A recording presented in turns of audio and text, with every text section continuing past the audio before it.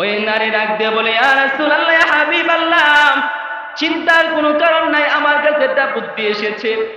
আমি জানি আমার সন্তান তরবারি হাতে নিতে পারবে না, আমি জানি আমার সন্তান শত্রুদের সাথে মোকাবেলা করতে পারবে না, আমি জানি আমার সন্তান বড় হয় নাই, আমার সন্তান মোটে 7 বছরের মানুষ, আমি জানি আমার সন্তান যুদ্ধ করার সামর্থ্য হয় নাই।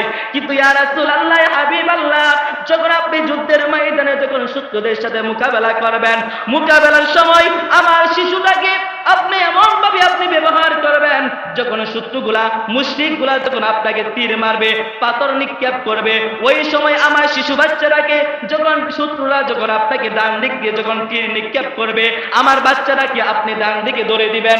আপনার শরীরে যখন একটা তীর আঘাত না আসে, ওই তীরটার সামনে আপনি আমার শিশুটাকে ধরে দিবেন, আমার সন্তানের গায়ের ভিতরে সেই তীরটা ঢুকবে। আল্লাহু আকবার বলেন। কি বলেছে? বলছে আমি জানি আমার শিশু যুদ্ধ করতে পারবে না, আমি জানি আমার শিশু, আমার বাচ্চা শত্রুদের সাথে মোকাবেলা করতে পারবে না।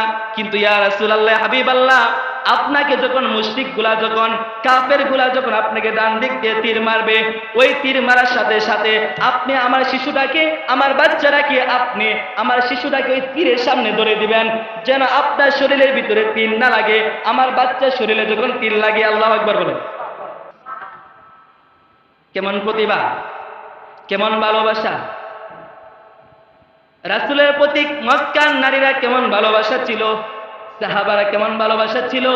ছোট্ট একটা মাসুম 7 বছরের বাচ্চাটাকে পর্যন্ত আল্লাহ রাস্তায় কুরবানি করে দিয়েছে, ঠিক কিনা? নিজের স্বামীকে কুরবানি করে দিয়েছে, স্বামীর জন্য কান্না করে না। নিজের বাবাকে কুরবানি করে দিয়েছে, বাবার জন্য কান্না করে না। 7 বছরের বাচ্চাকে কুরবানি করে দিয়েছে, 7 বছরের বাচ্চার জন্য কান্না করে না। কান্না করে রাসূলের জন্য। কার জন্য? কথা বলেন, কার জন্য কান্না করে? রাসূলের জন্য কান্না করে। কি পরিমাণ ভালোবাসা থাকলে এত ত্যাগ করতে পারে?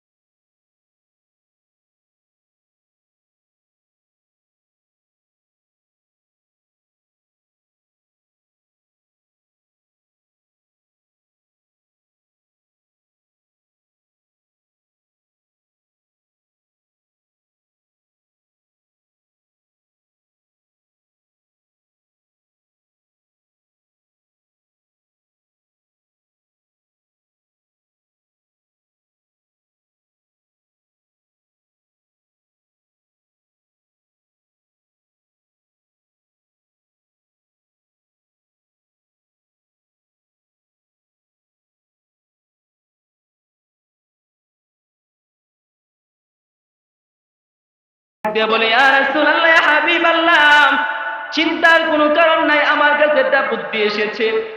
আমি জানি আমার